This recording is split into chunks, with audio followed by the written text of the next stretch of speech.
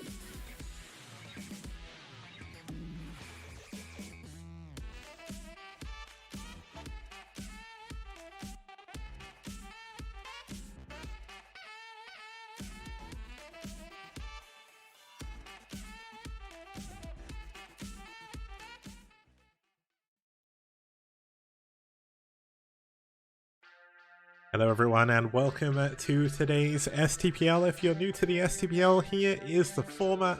It's a best of 5, all the games are played at the same time. The fifth game is the ace match, and it means anyone can compete again. So essentially, if we get to game number 5, we'll see a repeat, or maybe not a repeat, but we'll have like 2 repeat players from the teams.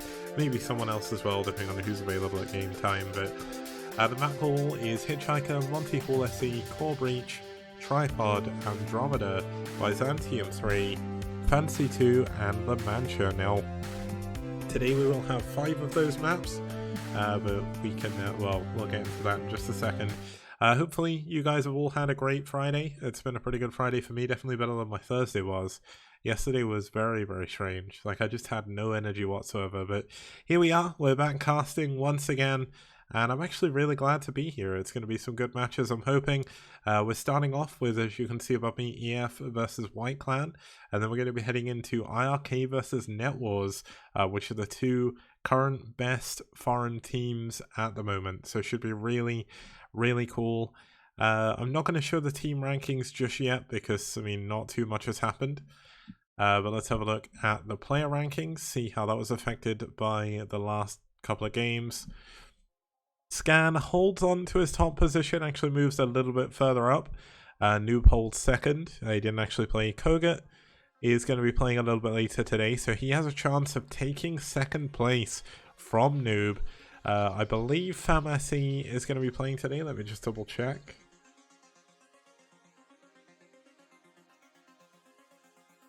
There's no Famasi today, so his position is going to change. Eon Zerg isn't technically in an STPL team right now, so I don't think we'll see him. DeWalt doing pretty well, going to be coming up against Yeti a little bit later on. We've got Spire, Taitu, and Bonith, none of which will be playing today, and Abby, who is unfortunately retired, so we're not going to be seeing Abby for a long time, but he is going to drop out the top 10 as people move up. But really, really impressive for all of these players to get so high up. And I mean, when you look at some of the players, especially like DeWalt and Kogut and Scan, like the number of games they've actually played and won is just ridiculous. Now, let's have a look at our 2 teams for our first match today. Starting us off here is going to be Eternal Friends. Now, they joined us for Season 2. I don't think they started at the... Yeah, they actually joined at the beginning of Season 2. They did pretty well. They didn't quite make it into the playoffs. They were one of the teams that just missed out with a 6-win, 8-loss score, if I remember correctly. They've got a new addition to their roster in Terra, who used to be in Naz, but he's actually moved teams now, so going to be looking forward to seeing how he's going to do it. I think he's actually just outside the top 10, so going to be cool to see if he can actually break into that. Chaylin, a very good Zerg player from South Korea. Gosudark, one of the best Peruvian Protoss players, and GHJKZ, who's actually just HJKZ. And I don't know how the hell I'm going to say that name when I'm casting it, but we'll figure it out. He's only actually played 1 game, which he did lose. So let's have a look at their opponent. It's going to be one of the top 2 teams in the STPL. And I say that with no sense of doubt in my mind. 2-time finalist, 2-time second place winners. Overall, an incredibly strong team. White Clan, I mentioned this in the preview, but they pretty much have like one of the biggest clan rosters ever, especially in Korea as well. I think they've got over 90 members or something like that, and they send out a good number of them. So we always get to see some new additional players, like we're going to see the entry of Drug into the STPL here. Not really too sure about him. But it should be really cool. Now, White Clan did play against EF in the last season, and they did beat them. So we'll have to see if EF can get some revenge here. Having a look at the lineups, we're going to start with a TVZ between Terra and Fairy. That should be a lot of fun on Andromeda. Gonna head into a ZVZ between Shaylin and Drug on Hitchhiker. Gonna head into a PvT between Gosu Dark and JH on Fantasy 2. And then we're gonna have a TVP between GHJKZ and Nyamnam. So that should be kind of cool. Encore Breach. Now, just a kind of little bit of info. When looking at these lineups, I think I would actually give EF a good fighting chance here. Terra, very, very strong in TVZ. I'd say his TVT is definitely his strongest matchup. Not that I think he really agrees with that, but Chaylin, really good at ZVZ. Gosu Dark, pretty good at PvT. And if Gosu Dark can maybe do something a little bit more strategic, maybe he'll be able to get on top. And GH, I'm not too sure about. We've only seen one of his games, and Nyamnam, if you're interested, is actually pretty much the interpreter for White Clan. Like, he has perfect English almost, and when I've ever dealt with White Clan, usually, at least initially, I went through him, but just speak to Gyro now, who's the captain, who's not too bad at English either. But let's introduce our first couple of players here. It is going to be Terra starting us off. Terra, rank 14 in the STPL rankings overall. Pretty damn good Terran player from Peru. I would give him the title of the best Peruvian player. I call him the Peruvian powerhouse as well, just because he is just so unbelievably strong, does so well. Second in the Corrupted Cup 2019, and overall just an incredibly good player. 68% win rate against Zerg as well, so this should be really fun to watch him play. And his opponent fighting for White Clan is going to be Fairy. Now, Fairy has actually got a 100% win rate for his ZVT. Now, that is only 3 games. There's not been a massive amount of games there for us to gather too much. He beat Reina, PHJ, and TTF. I mean, they're all relatively strong Terrans, but arguably I'd say they're not as strong as Terra. So it's going to be a tough fight here for Fairy. Is Fairy going to be able to keep up this insane win streak, or is Terra going to knock him down a peg? Let's have a look at the map they're going to be fighting on. It's going to be Andromeda. Now, Andromeda is by far the most standard map I think I've ever had in STPL, minus maybe Icarus. Andromeda, I guess, does have a weird thing where it has like the in-basement or lonely, but this is like the ultimate macro map. It's very wide open in the middle, very easy to sneak units around to harass, very easy to get another base.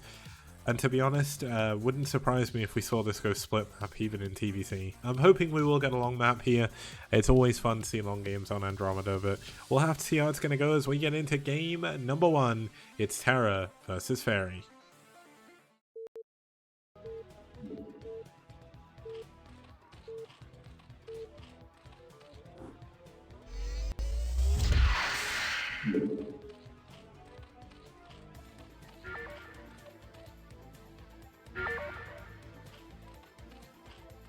Okay, starting us off here in the top left-hand position, we have the Blue Zerg fighting for White Clan. It's Fairy. And their opponent in his signature magenta, it's Terra fighting for EF.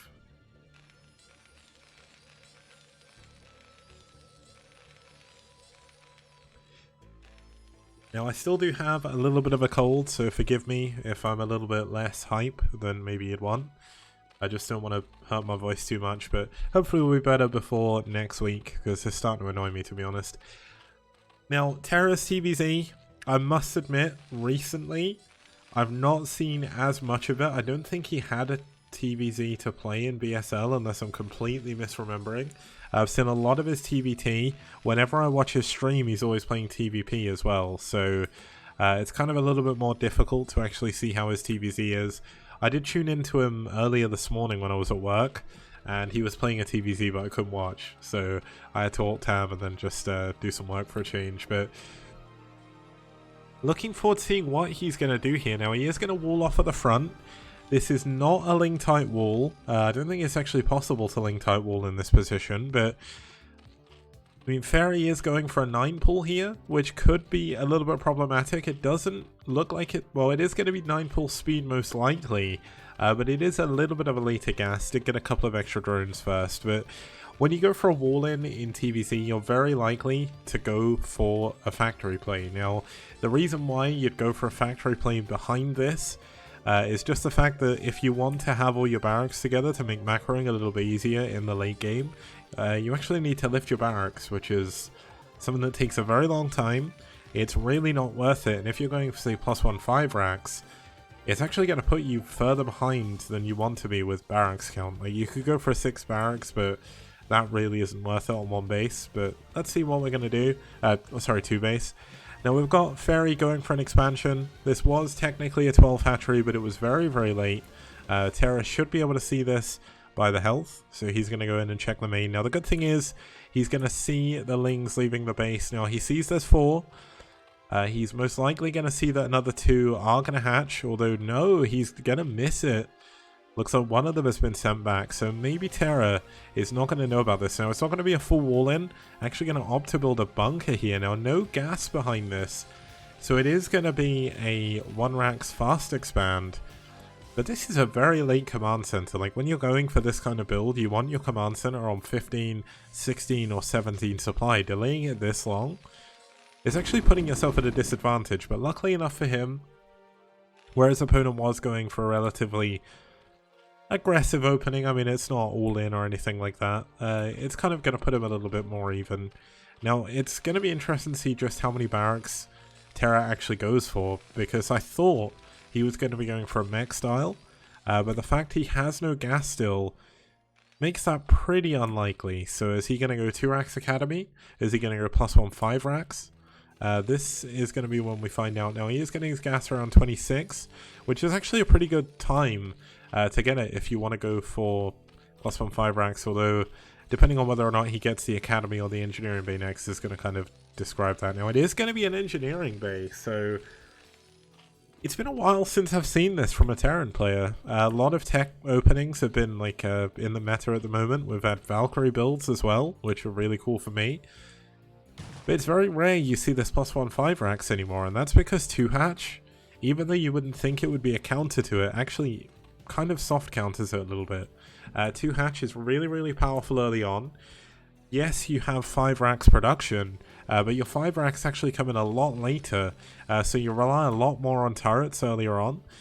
And that can cause some problems, because obviously with good mutant micro, it can hurt things a lot. We've got the academy coming in, +1 should be starting up here fairly shortly. There we go. And we're really going to look to see just how many barracks Terra adds on. Fairy, meanwhile, is going for a 2 hatchery spire play. Wasn't really anything to doubt after we saw that second gas coming in, but just using the links to scout around, keep an eye on what's going on. I'm going to take it from there.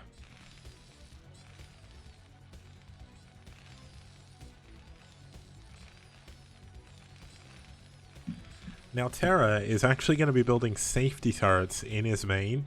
Now, this isn't necessarily a bad move per se, just because you don't know what your opponent's doing. And especially when your academy is so late, you can't get scanners right away, so needs to be careful. I mean, his turrets are going to be up by the time the muteless get here. Luckily enough, he's going to see the muteless pop as well, so that's pretty good for Terra. And he is going to get a scout on how many hatcheries there are. Now, he doesn't see the full drone count, so he's not going to know 100% if this is an all-in just yet, but making sure to build extra turrets, knowing it is 2 hatch. But when you don't have scanners, and you don't really know what you're looking for, unless you can get an SCV on, obviously, and see what it just did, you can never be too sure if they're going Hydralists, so, or Hydras or Lurkers, so it makes it a little bit more difficult to just blind build turrets. Now, turrets are in a good position. There is a relatively big area behind them, like the natural, where this can be harassed pretty easily, so it can be a bit of a problem, but looks like Terra getting ready, preparing with lots of turrets by his barracks, just keeping everything ready. It does only have 2 racks at the moment, so his production isn't super great. He doesn't have too much bio, so he can't really push out on the map to put on any pressure. So we're just going to have to see him hold on, batten down the hatches, and see what he can do against the Muteless. Now, the Muteless still need to find a little bit of damage when you're going 2-hatch. It's not as all in as it once was, but you are technically foregoing drones earlier on from that 3rd hatchery. So you do need to do a little bit of damage. I mean, blocking that supply depot, not overly important, but still a little bit of damage. But Terra's pretty airtight right now. I don't think it's going to be possible for Fairy to do much damage anywhere. We've got up to 10 Muteless now. I was going to say is that an 11th one, but no. It looks like the Muteless is going to fly in on this turret. This is why this area here is so annoying. It's so hard to defend against. Now, he doesn't have any vision up here either, so the turrets in the mineral line are not going to be able to shoot this. Now, it looks like Terra, he's scanning around for the 3rd base. He thinks there's a 3rd base on the map somewhere, but there actually isn't. Fairy is staying on 2 bases for now, but looks like Fairy going to move in with the Muters, try and get a little bit of damage done. Terra's Marine Medic Micro is pretty good in this situation. He does need to make sure he keeps the big group of Marines at the front, making it a little bit harder for single Marines to get pulled off. Doing a really good job, not multi-boxing, what's the right name? Magic boxing, that's it. Those Marines to try and keep them alive. But as you can see, they're starting to spread out a little bit too fast, so it does need to get them together. Now, a few Lings are coming in. Speed is not actually done on them just yet. Kind of surprising, actually. I guess he just never needed it. Now, forcing out a number of stims going to be quite annoying for these medics, which are going to find themselves a little bit lower on energy, especially this one. But Terra is definitely doing a really, really good job with this bio. Now, back at home, he's got another group of Marines. He needs to try and move these Marines up with the others to really contest this, but the Lings have gone down. Here comes the 2nd set of Medic Marine. Are the Muteless going to go in the way of this and try and block it? The fact that Fairy isn't expanding is very, very confusing. Like, you have that free 3rd base in your main, so a little bit of a weird choice here, but the Marines, oh my god, nice pickoffs on these Muteless, getting 2 or 3 so far already. And that's just a problem. Like, Terra scanning around, trying to see what's going on, sees the drone count is still quite low in the main. In the natural even, so he should know that as long as he holds off these Muteless, as long as he keeps them busy in the middle of the map, he's going to be in a good spot. He's actually in a really good supply. He's up to 4 racks now, one of them of course in the natural. And he's just doing a really, really good job here. Now, I was going to say, are there Muteless or are there Hydralists on the way? There are, but I don't think Lurker Aspect is done. But Hive is done here, so Defilers are on the way. Now, if Defilers are on the way, you need to push further out on the map, but it looks like Terra maybe being a little bit too apprehensive to move forward. You do kind of want to put a little bit more pressure on. I mean, Fairy, I think, has 1 or 2 Sunkens. 1 Sunken back at home. Like, if he can get a massive ball of bio up to the Zerg natural, he's gonna win the game. Like, there's not really enough back there to defend, but he does need to be careful. Fairy, with good Muteless Micro, is holding this off.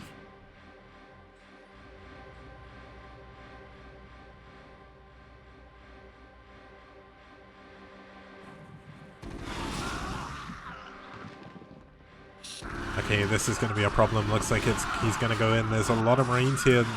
Some of the medics are actually going down. Where are all the Marines? Like, why does he doesn't really have too much bio. Like, I guess he was low on bio for a while. He's actually flown one of his barracks away as well, which is going to cause a few problems. But it looks like we do have turrets on the low ground again. Going to be able to defend this. Now, Terra's looking to go for a handbang timing here, but it's a little bit late. Like, the tanks are late. The vessel is maybe a little bit late as well. Does he even have a radiate? Looks like he is going to push forward. The tank at the front going to be taking a few lurker shots. Doesn't want that to happen. These tanks are unbelievably important because he needs to bust the Sunkens. Not that there is many, but there's just not enough Marines. Like, the Marines are going down so quickly. A lurker coming in here. He is going to be able to clean up these units, actually. Wow, he does push through. Let's see if he can push through now. Oh my god, the swarm is going to come down. No, the swarm isn't in time. He consumes, but he doesn't have enough mana. The Defiler's going to go down, and I think he's done it. Yeah, Fairy GG's out, and Terra takes game number 1. Now, I'll admit that was a bit of a weird game. I wasn't really expecting Terra to win that after he was sat in the middle of the map for so long. But Fairy thought he could win with the units he had, and he couldn't. So there we go. It's going to put EF 1-0 up against White Clan.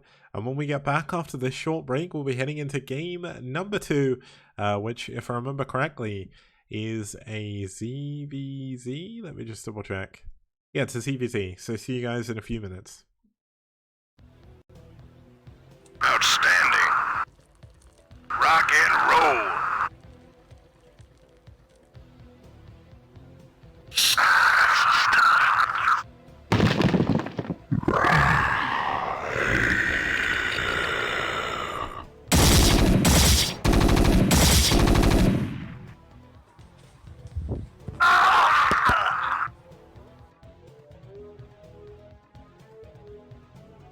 Okay, it's time for a quick tip. Here we have Neo Outlier. I'm going to show you how to get over these temples with a probe. I'll also do it with an SCV and a drone as well. So what you do is you essentially send the probe up to mine, you press stop, and you go to build a pylon. Now you build the pylon underneath you, so essentially it's going to push you, then you spam right click, and all of a sudden you are through. And here is the same trick with Terran. There's a couple of ways you can do this. One of them is you build a depot, and you essentially cancel building, and you just spam yourself through. You have to be kind of stuck or either on the building in the temple or there. But you can cancel that, and just to show, you can do it both ways as well. Okay, now there's a way you can do this with just 2 workers, which is the only way Zerg are able to do this. You can also do this with Protoss and Terran as well. So essentially, you get both workers lined up here. You mine with 1 worker. You send the second worker to mine. Okay guys, welcome back. We're heading into game number 2. Starting us off here is going to be Chaylin. Chaylin, one of the more popular streamers on Twitch for StarCraft 1. She's always, like, whenever I check, she's always streaming. So I think she may be a full-time streamer.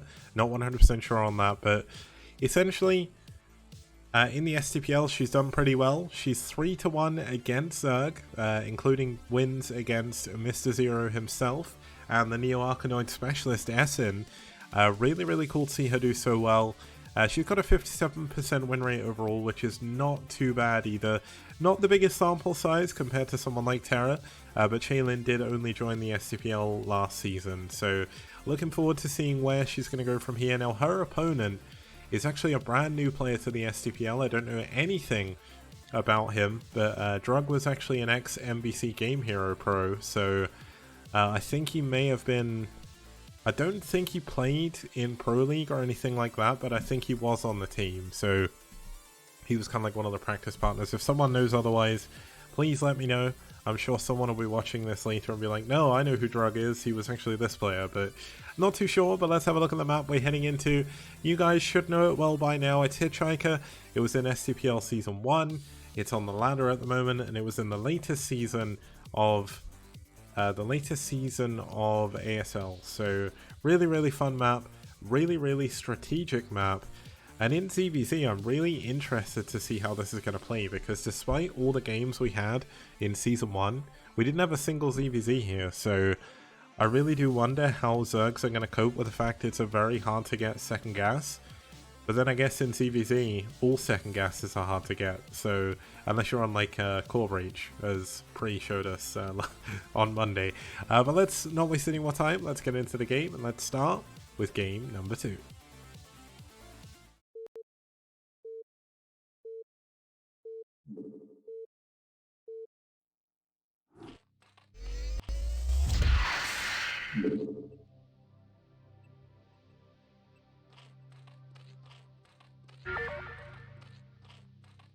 The game has started, and in the top left we do have Drug fighting for White Clan.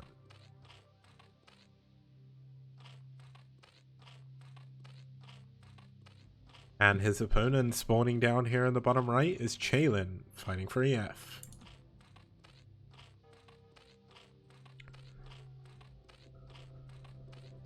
Now, ZVZ is one of those matchups where I always worry about the early game because I always miss something.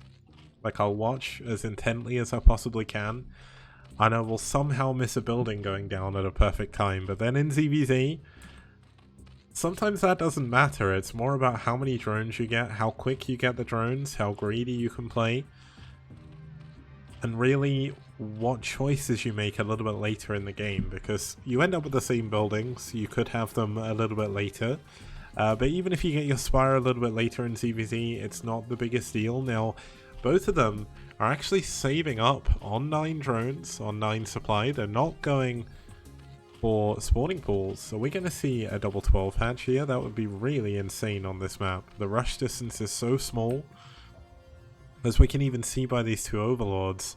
There is this very small chasm that goes between the 2 players' bases. Now, it looks like Drug is going to expand to his natural. Chaylin, however, is going for a 12 pool. Well, I guess this would be an 11 pool, isn't it?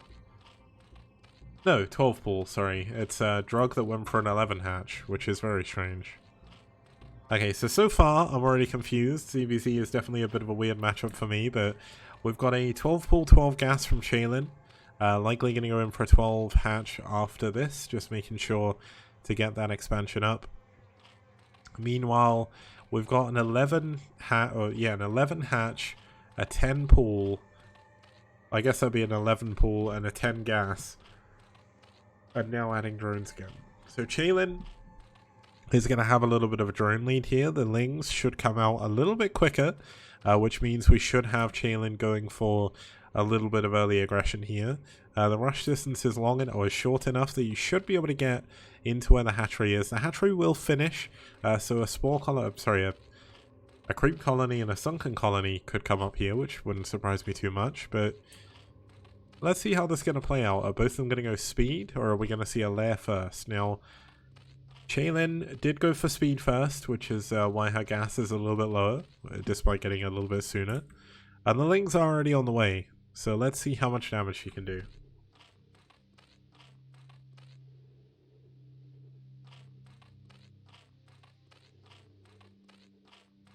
Okay, a lair coming up here for Chaylin. It's going to be 6 Lings against 2, so these 2 Lings shouldn't really be able to do too much. They are just going to be kind of annoying.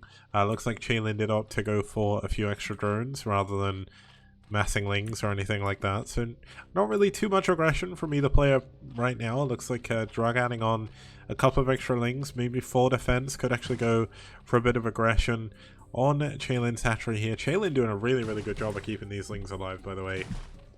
Really forcing a lot of APM outside of Drug, because even though it's only 2 Lings, if you leave them alone to get into the mineral line, you can have problems. Now, looks like speed is kicked in for Chaylin, not for Drug, so these Lings are going to be running around a lot and going to be very, very annoying here, but speed now finishing up for Drug as well.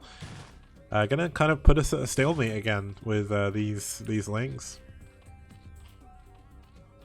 Now the lair is done for Chaylin. Let's see if she's going to go straight into a Spire here. Now, there is a Sunken coming up at the natural, just to be careful. She does know that Drug has a lot of Lings, and this is a ton of Lings, actually. This is going to be a Ling flood here by Drug. Gonna see if he can try and break through Chaylin's natural. Now, there is a good number of Lings and the Sunken back at home, so maybe Chaylin can hold on. Chaylin still with one of her Zerglings alive in the main base of Drug. Gonna be very, very annoying. But does Chaylin have enough back at home? The Spire is on the way here, but there's not that many Lings. Now a couple of extra Lings are going to spawn. Looks like Drug going to jump in on this Sunken. Unfortunately, not enough defense here against it, but has Chaylin just got too much defense? Like, there is a ton of Lings here, and Drug has flooded so many Lings that it's not looking good here for Drug. Like, if Chaylin pushes, there's no Sunken at this natural. Chaylin can go and do critical damage. The Ling in the main base and all of the Lings that have been spawned here by Drug have actually stopped him going for his Spire. And Chaylin could actually just win the game here. If she doesn't win here, the Mulas are going to come in and end it. There's no recompense for this. There's nothing the drug can do. The lings are going to come out and they're going to die. The hatchery is going to likely go down. Nice micro with the drones, going to save the hatchery a little bit longer. But there just isn't enough. And look at this, Chaylin flooding so many lings over here. And GG, drug taps out. And Chaylin, in a crazy series so far, take EF 2-0 against White Clan.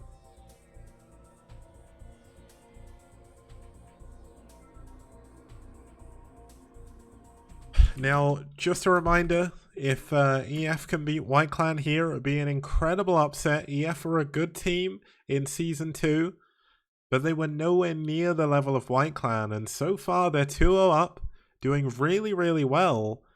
And the next game, the next game is going to be a PVT, and it's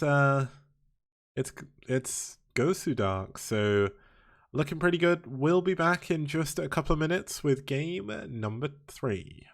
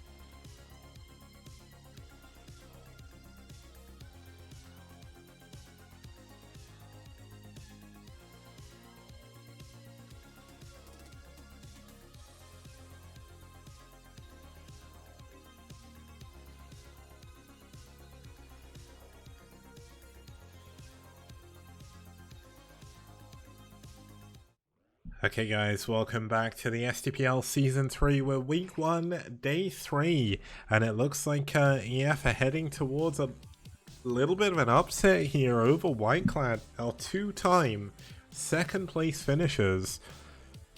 And it's looking pretty crazy so far. Now we're going to see the debut of Gosu Dark playing for EF. You may have heard about Gosu Dark from the BSL recently. I think he actually did pretty well in this season of BSL. I think he made it to the round of 16 if I remember correctly. Can't remember if he got through, but really, really good Peruvian Protoss player.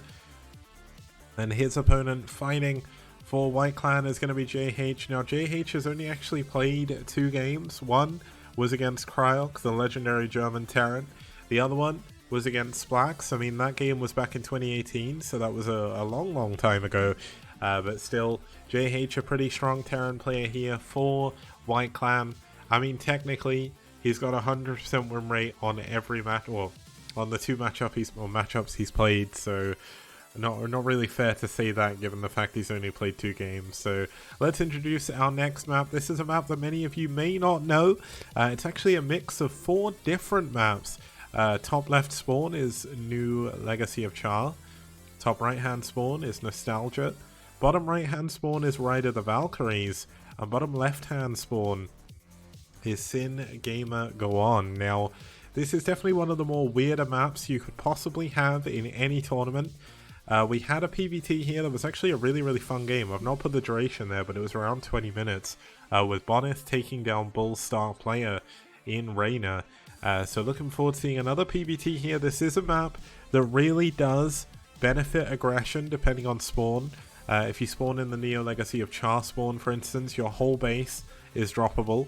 Meanwhile, if you spawn in like the Nostalgia spawn, your natural is a little bit harder to defend, but your main is a lot more tucked away in the corner. So let's see how this is going to play out, see what spawns we get as we get into Fantasy 2.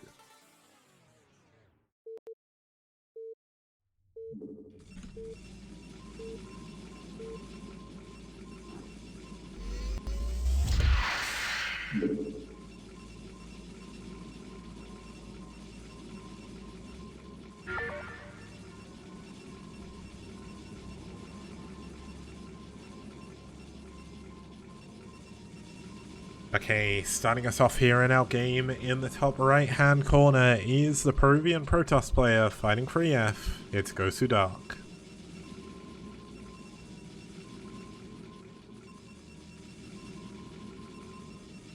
And his opponent spawning down here in the bottom left is the Magenta Terran fighting for White Clan. It's JH from South Korea.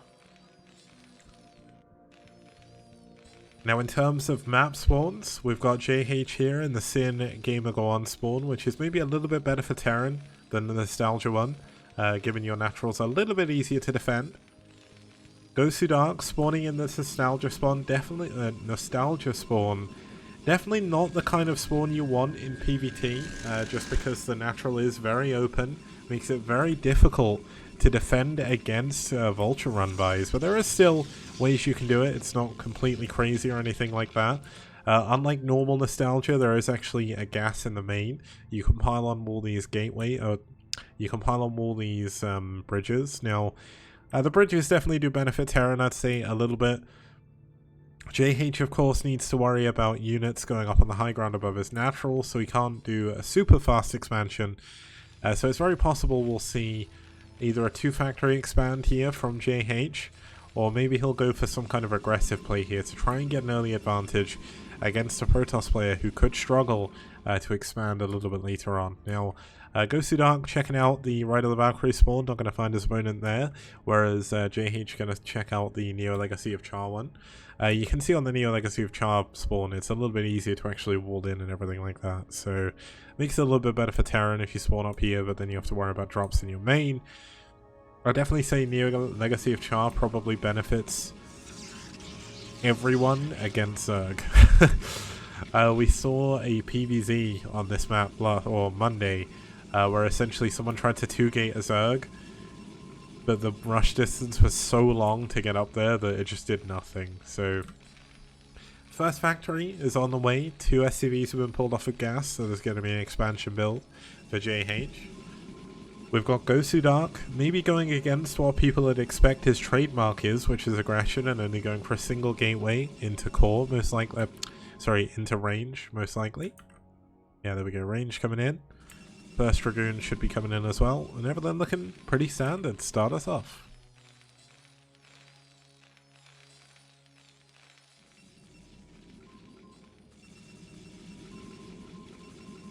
Now, I would say both players kind of sizing each other out, but Gosu Dark is unable to scout. Meanwhile, that SCV did get in and get back out again. It saw how many gateways there were, which is kind of the most important thing in TVP. You got to know how many gateways you're against. Depending on if you're against 1 or 2 gate, you can go for a vulture first, you can go for mines, you can go for siege. Essentially, what you want to do against a 2-gating player is you want siege as quick as you can, because whereas mines are good, they're a little bit unreliable and you can sometimes find yourself in a lot of trouble. Now, JH does keep his SCV alive, gonna try and go in. The Dragoon is in a good position to block this at the very least, so he's gonna be able to block that and stop JH from seeing anything. But Gosu Dark hasn't really chosen what to do just yet. Ooh. Going for a triple gate play here. This is actually a really, really aggressive opening you can go for in TVP. Now, in PvT. Now, the reason why it isn't very common is it's actually not that good. Like, if the opponent goes for siege first, it really isn't going to do anything. Now, there is a tank on the way after just only a single vulture. There's no mines coming in, so I think this is going to be siege first here. And Ghostivigi and Old School asking what's up with the APM. Both of them are probably playing on turn rate 8 or turn rate 12, so their APM will be a little bit higher than it is. Because you've got to remember, it's Peru versus South Korea. Now, there's North Americans who complain about lag when they play against Peru, so it could be a little bit laggy, but that's why we don't cast live, we cast from replays. Now, it is going to be Siege Mode coming in from JH, so JH isn't actually playing, like, on meta. Like, people don't really go Siege Mode openings anymore, but given the fact this is quite an old map, it's quite a difficult map to defend your natural on. It's quite a good choice. It just keeps you safe. There's nothing really wrong with it as such, but if the opponent's like expanding right now with Siege Mode, until you get a good number of tanks, you can't really push out. Like, mines allow you a lot more map control. You get speed, and obviously you can move very, very quickly around, do a lot of damage to probe lines and whatnot. But we're not going to see that this game. You know, you do have this ledge above your natural, which is actually quite good to hold as Terran. We've got a turret coming up. Because the thing is, JH doesn't know what's coming. So building this engineering bay, building this turret, he's actually built 3 turrets already. And I mean, this is a lot of money. Like, necessarily, you don't want to be spending this money on turrets already, is he? Yeah, he's adding on another 2 turrets. I genuinely think Gosudark could actually just bust him here if he gets enough Dragoons and Zealots. Losing that Vulture is actually a pretty massive deal. That's 3 possible mines that he could have had. Scouted that there was no Nexus, but didn't see the number of units. Gosudark has hidden this very, very well. I mean, JH is just way overbuilding turrets here. He's expecting Reavers, he's expecting Observers or something to come in. And it's just not going to happen. It's going to be Zealot Speed, Triple, Gateway. He is just going to go for it here, and there's 1 tank. Okay, there's 2 tanks. They're in the main. He's adding more turrets. He is way over defending against what isn't coming. Like, he needed an academy, he needed scan, he needed something to find out that he was about to get busted by 3 gateways. I mean, realistically, who does this? Right? If you think about it, not many Protoss players in South Korea would do a build like this, but this is the Peruvian special here. This is the triple gate, could be a 4 gate even, and would still not be surprised. I mean, I've seen La Abuela proxy 4 gates into the map, but here we go. Looks like Gosudark gonna push forward. Oh my god, the tank at the front is gonna go down. The Zealots get in here, and this is just too much. The tanks on the high ground, they're gonna come down, but they're gonna die to the Zealots. The Dragoons have busted the bunker. The tanks cannot get in a position to defend, and it looks like Gosudark is going to help EF upset the second highest ranked team in the STPL here in week 1. This is not a loss that White Clan want to have, and this is looking so good for Gosudark. JH trying to do their best to hold on here, but it's just not enough. Zealots get on top of everything. There's so many units flooding across the map. GG. JH taps out, and Gosudark takes down White Clan with a 3-0. Wow, what a great start to them for this season. Now, of course, the STPL, all games are played at the same time, and EF have just taken a victory, but White Clan still have a chance to get their name on the board. We still have game number 4 coming up, and it'll be coming up just after this. See you guys soon.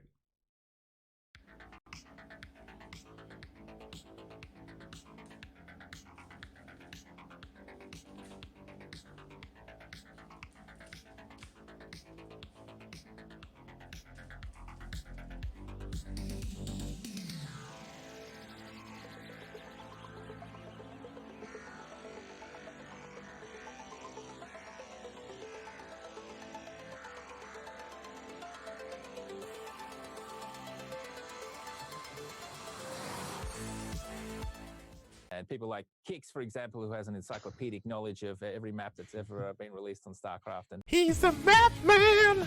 Skibidi-bidi-bidi-on-doo-doo-doo. Skibidi-on-doo-doo-doo. Skibidi-bidi-bidi-on-doo-doo-doo. He's the map man! Ba-da-ba-da-ba-dee-da-ba-ba-da-boop. Ba-ba-ba-da-boop. Bee-da-ba-ba-da-boop.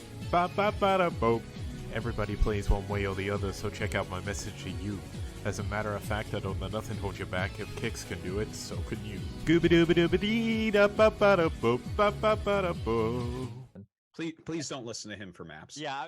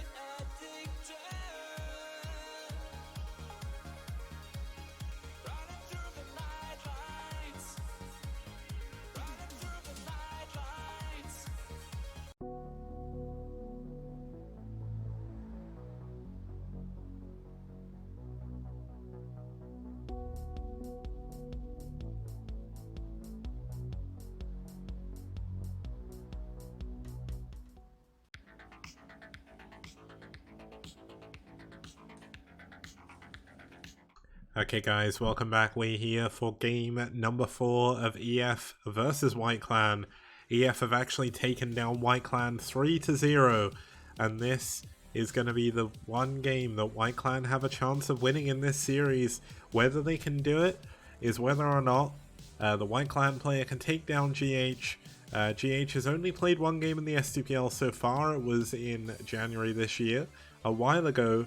It was a TVP which he lost against Favourite, so things aren't looking good, at least statistically for him, because his opponent is going to be Nyam Nam for White Clan. Now Nyam Nam is essentially the interpreter for White Clan, but really good at actually playing the game. Only played 3 games, one of which was in 2018, 2 of which were in 2019, so it's been a long time since we've actually seen him play.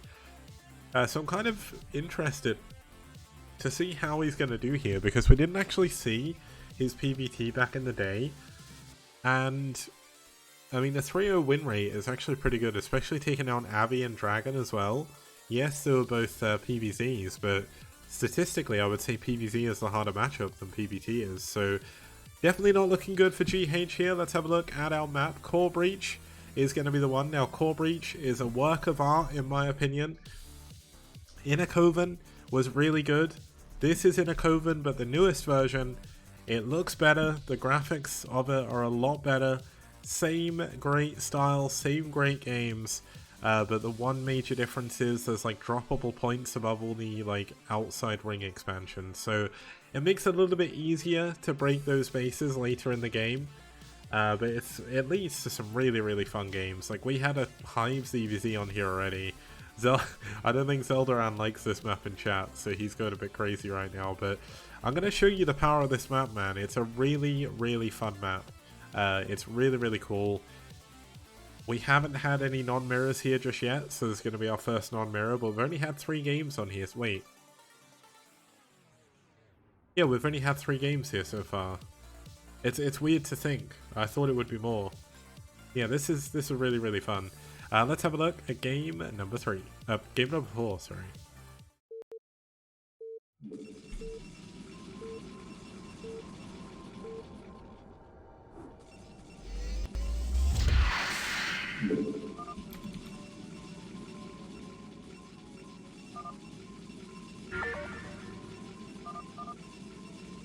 Okay, starting us off down here in the bottom right hand corner is going to be Nyam Nam fighting for White Clan in the Peach.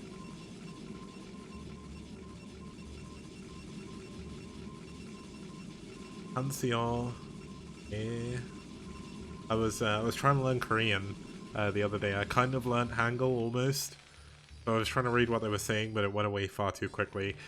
Starting us off in the top right hand position is going to be the Blue Terran player fighting for EF. It's HJ.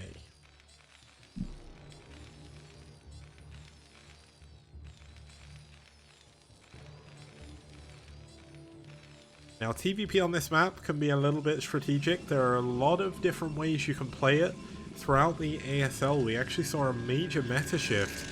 At the start of the season, every single Protoss player was going for carriers here. And then I believe it was Stork realized that because everyone's going carriers, all of the Protoss players are we'll just go like mass factories and push through the middle of the map, and there's nothing they can do about it. So Stork just realized, hey, what if I just go mass gateways here? And the game he played against Light was one of the best games of ASL Season 9. It was so unbelievably good. Now, the one defining map feature of this map, you have the gun traps, which you can't see, but you'll see that Nyam is going to be expanding a little bit off-center, but that does mean you can get the expansion a little bit later on. It's a bit more annoying for Protoss and Terran, but that's entirely the point. Zerg can still take the base as normal, which makes it a little bit more balanced for them. They don't get cut off of any gases or anything. And it means Protoss and Terran can't just like double expand at the start and have no kind of recompense against them. Now, we're likely to see at least one factory coming out here from HJ. I think we could see a dropship as well. Drops are very, very strong on this map. There's also the island bases you can take, which if you've got a dropship is a lot easier for Terran than it is if you don't. Obviously, without a dropship, you can't get anything over there anyway. I mean, you can float a command center, but it's not too much of a big deal.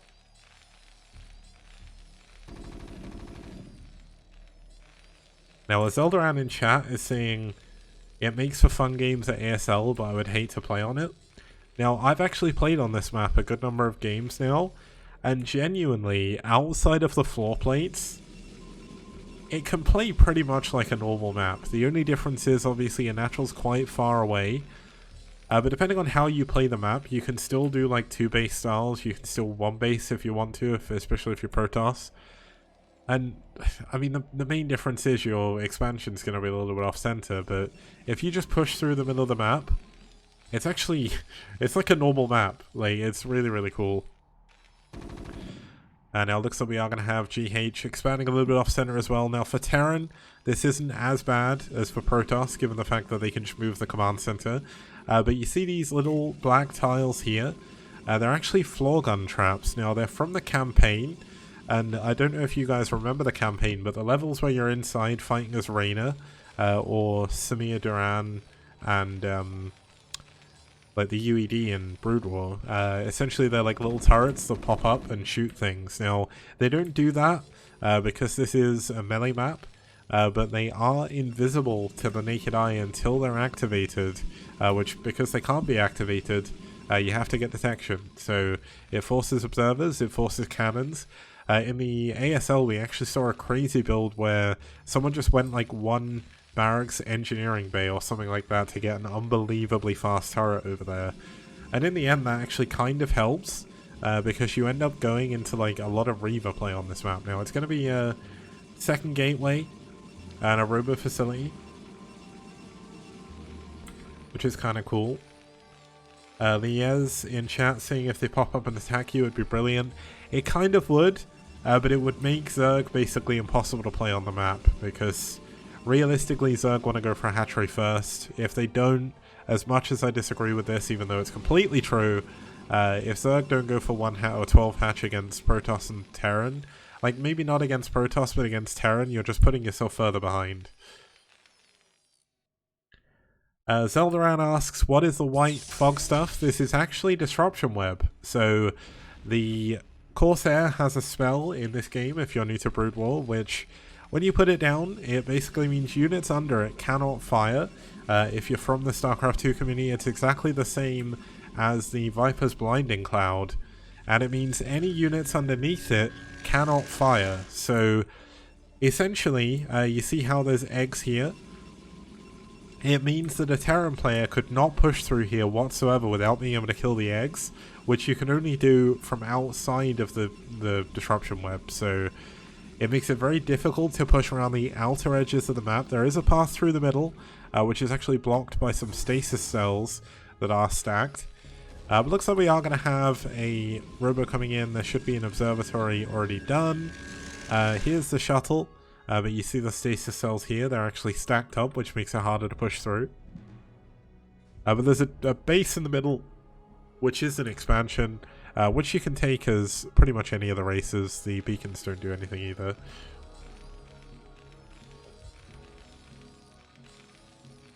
Now the cool thing is, this series may be essentially over, but we've still got a good game coming our way. It is going to be a dropship play coming in here from our Terran player. So it's going to be dropships against shuttle. Always fun to watch. So a lot of dynamism here and stuff like that. But third base looks like it's going to be coming up here for Nyam. He's waiting for his observer, I think. And here we go. The Zealot going to drop down. The Goon is going to drop down as well. This tank is going to go down. But that Marine is going to go and hide under here. The Zealots can't attack it anymore, but the Dragoon can if it gets in range. Now the problem is, if these Zealots get in a position, units cannot come here to defend. Because units will not be able to run through.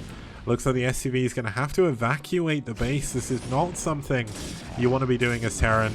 But we do have a dropship going into the Protoss Natural as well. This has been evacuated too. Looks like, oh my god, the mine! Oh, that mine did so much damage, but looks like the tank is going to go down here. Now, unfortunately, I don't think HJ noticed the high ground he could have dropped on there, but the dropship gets away by the skin of its neck here. But looks like the Dragoon is going to clean up some of these SCVs that are hanging around over here. Does need to look to retake this expansion. I mean, losing the expansion like this is not something you want as Terran. The Protoss has managed to re-secure his expansion, but it looks like HJ is going to try and push forward again. Or has he? Well, oh my god, actually going into the... Is HJ just like dropping the game by just completely forgoing all defense to two Zealots and a Dragoon? Like, this is such a weird situation to be in. The only Marine goes down, so this bunker is useless. The units have been cleaned up in the main finally, but there's still a Dragoon, and if he wants to, he can move the Dragoon into here, and there's nothing that can be done about it. Now the shuttle is going to go back home. Do we have a support bay? No, we have a Stargate coming in, so it's going to be carriers immediately off of the back of this. No side... Oh. What am I thinking of? No... It's not the Templar Archives, it's the Citadel of Adun. None of that so far. Now... Has the floor trap finally been killed? Yeah, I think the floor trap's been killed over here, but we've got another drop coming in. And now the drop trying to go into the main, but not really going to be able to do too much. He does need to get this dropship away. Oh my god, this is actually really risky. Going back in to drop up those vultures, not really going to help too much. Now, if you're wondering, if you plant mines in disruption web, they can't actually explode, or they don't get set off, should I say. But this is the tank on the high ground, going to be trying to take down some of these Dragoons at least, but actually opting to shoot some probes, not doing too much damage.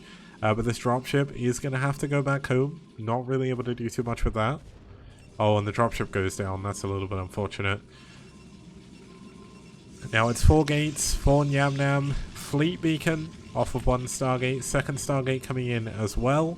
3rd base is still not up just yet, but it's not as important knowing the fact that the Terran is only on 1 base still.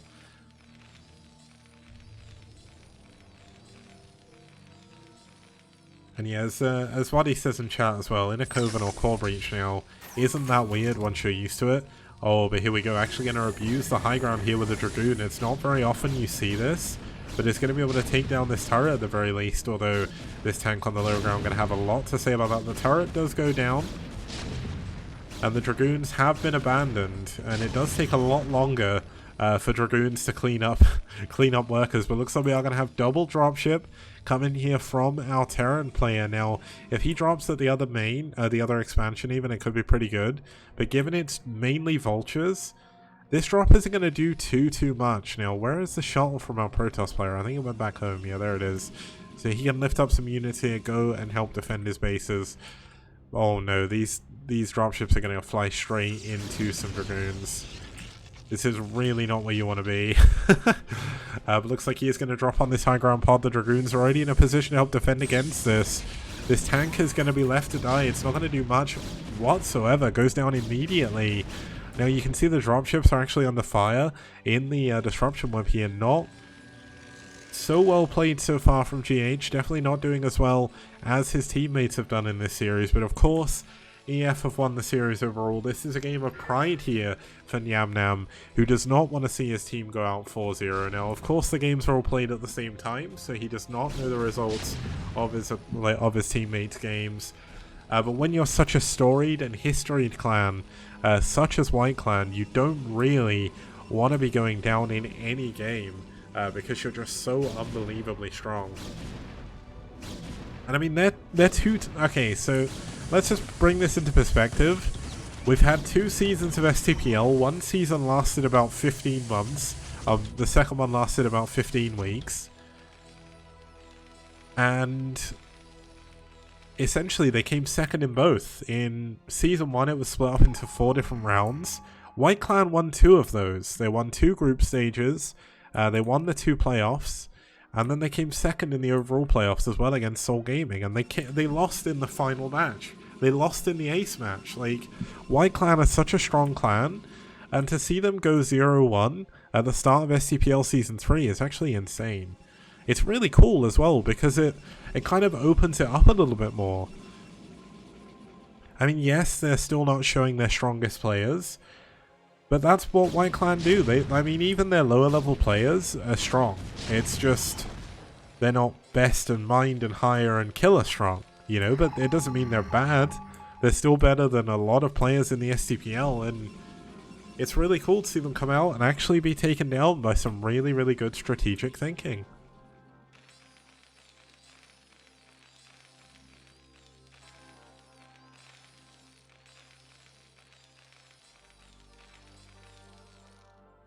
Now we have 4 factories here for HJ, who just seems to be pretty content just building up a ton of dropships, going for a kind of mass drop style here. There's already 5 dropships actually full of units. He does scan ahead, and he sees the amount of cannons. Now this is one of the reasons why these drop points were put in by Freakling, I think, because essentially the later the game goes on, there's pretty much no drop you can actually do. Now, ooh, this is a little bit dangerous here, leaving these dropships out in the open. But 2 of the carriers, they're building up their interceptors. They're hiding out here in the middle of the map. Now, oh my god, HJ doesn't even scan it. He doesn't know the carriers are coming whatsoever, I don't believe. Although, I guess he must have seen it because he does have a ton of Goliaths. But opting to take down the stasis cell here. The carriers at the 3rd base. A couple of turrets are here. But Zealot's going to land here to help take these down. Make it a little bit more annoying. Now this is when things start to get a little bit problematic, because if you want to push through these disruption webs with Goliaths, they cannot shoot the carriers while they're there, so... Now the one problem is, there's no range upgrade. That is actually a massive, massive problem. Charon boosters are so important against carriers. And I don't know why Edgewoda thinks I'm playing in the STPL, but I'm definitely not. I am nowhere near good enough to play in the STPL, but here we go. Looks like one of the carriers at the bottom is going to be able to clear out most of the stuff going on here. We don't see any big kind of counter drops. Looks like one is going to be coming in here, but 2 of the dropships have actually gone down already. I mean, sending tanks over here is just kind of letting the tanks die, which is not what you want to happen. SCV is going to be repairing this one turret. Going to make it a little bit easier to hold on to. Nyamnam has to be careful with these carriers, but you can see without Charon boosters, there's not much you can do. Now, the 4 dropships are still alive, but look at the defense by Nyamnam on all of his bases. Dragoons are there. Cannons are there. Like, drops are not going to be able to do too much here. Now, Carrier's going to be heading back home after that successful raid on the 3rd base. The 3rd does hold on as well. So he does manage to hold on to the 3rd without losing too much, which is pretty good. Gonna still clean up these stasis cells, likely try and expand it into the middle of the map, which is definitely a little bit easier to hold on to against these carriers. Carrier count slowly building up, gonna start to cause some issues for our Terran player.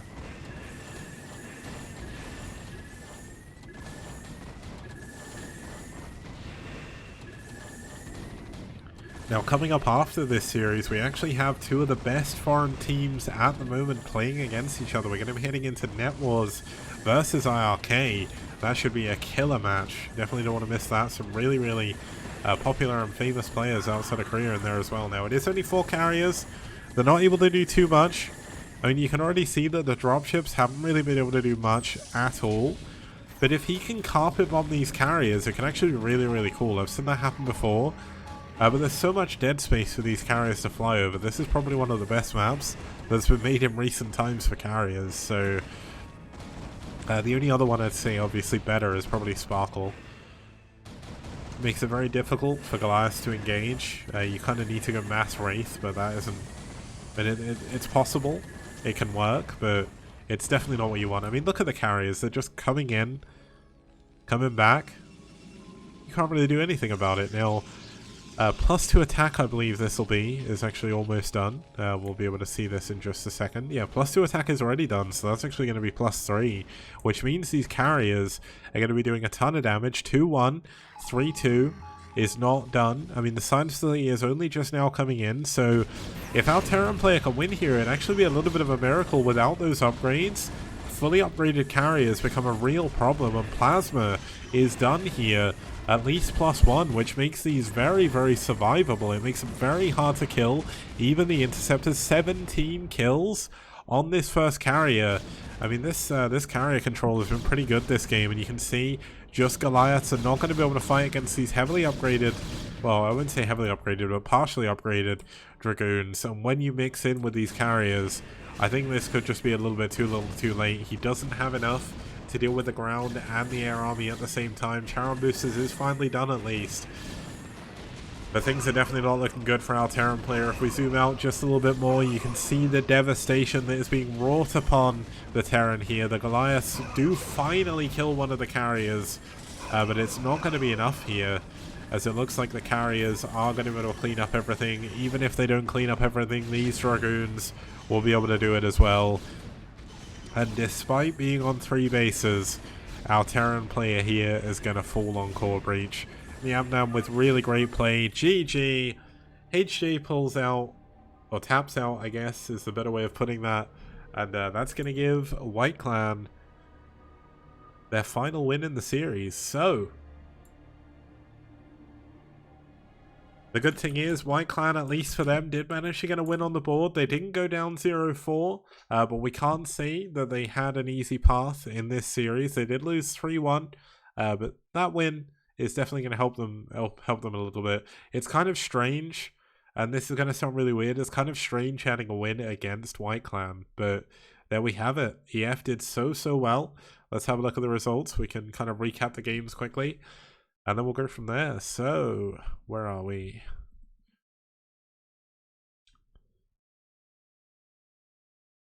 So in this series, we had EF taking down White Clan in a massive upset.